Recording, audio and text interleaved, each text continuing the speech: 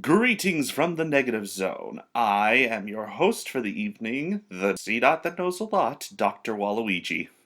You know, it's surprising how much comic book films have made such an impact on us today.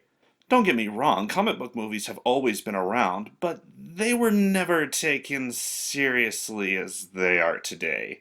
And one film in particular has always been on the receiving end of the butt of so many jokes, and is quite personally one of my all-time favorite comic book films. That movie is Howard the Duck.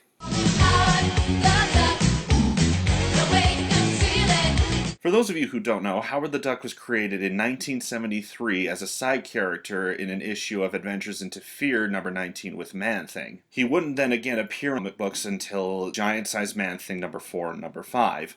And even then, he would have to wait another year before he even made his own solo series, which contained at least over 30 issues, and at least several of them were in magazine form. However, then 10 years later, George Lucas, who actually read the comic books, had the idea to make an animated feature based on the character, and even lent creative control to Willard Huck and Gloria Katz, who had recently made the 1980s hit American Graffiti. Unfortunately, the film bombed at the box office, making only about half of its original budget back, and both critics and audiences thought the movie was bad. The whole movie was a confusing mess of emotions, whether it being too childish for grown-ups or being too serious for kids.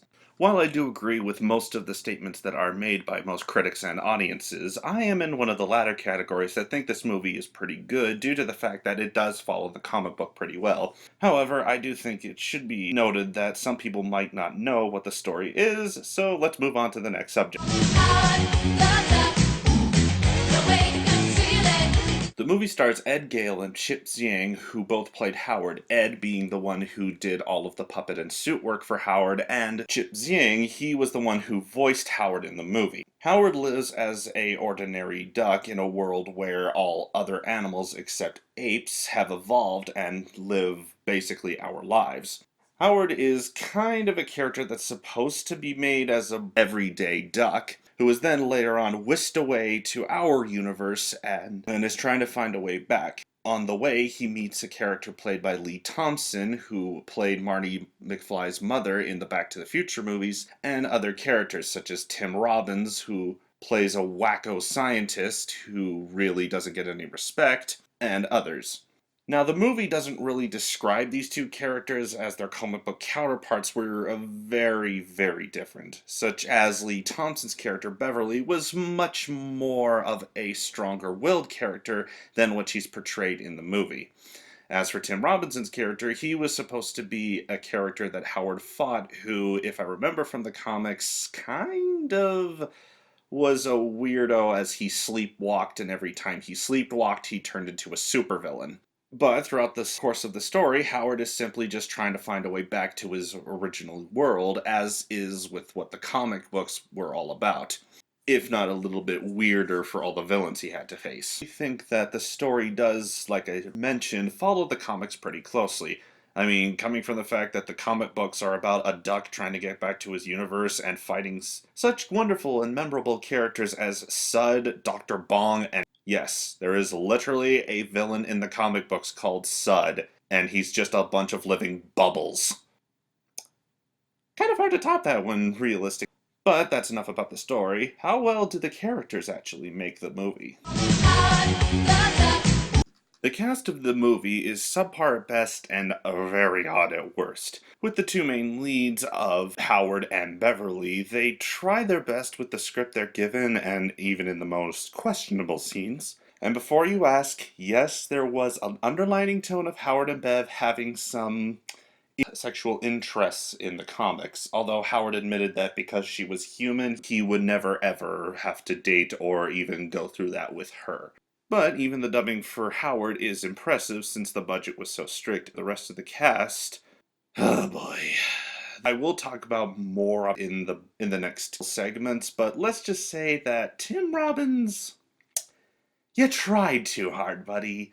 You really, really tried too hard when dealing with this character. But at least the cast does try to work in the confines of what they're given through their Personally, while rewatching this film again, I did find a lot more entertaining moments in the film than I had originally thought.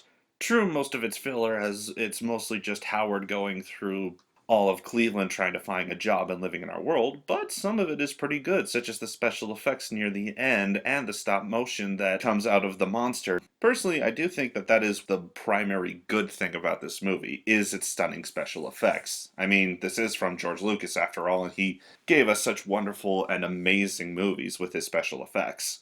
And I can see why maybe some people who are film and special effects analysts would enjoy something like this for the film. Hell, even the costume for Howard, while it is a little clunky, it can be entertaining at the same time. Unfortunately, what kills this film, and pretty much what all other audiences and critics had with it, is definitely the tone of the movie and the acting. While it's true that the acting for Chip and Lee that they bring to the film is pretty good, Tim Robbins is either very annoying with his very awkward Donald Duck impersonation, and because a lot of times it will be dark, like when Howard is fighting off the monster, or even when he's going to work at a bathhouse and sees a bunch of naked people. That's not something I think kids want to see in their comic book movie. I think the film just gets a little too much hate due to the fact that the tone and the acting are what bring it down so much.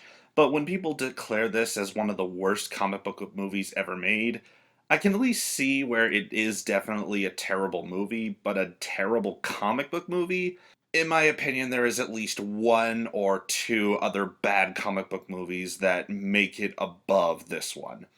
And it definitely doesn't really deserve all the hate that it gets, considering at least the special effects and a lot of the other hokier acting that some of the other characters bring to the film is what kind of makes it more entertaining for people to go see the film. I would give this film a 6 out of 10, and I'd say just give it a watch and see for yourself what you think.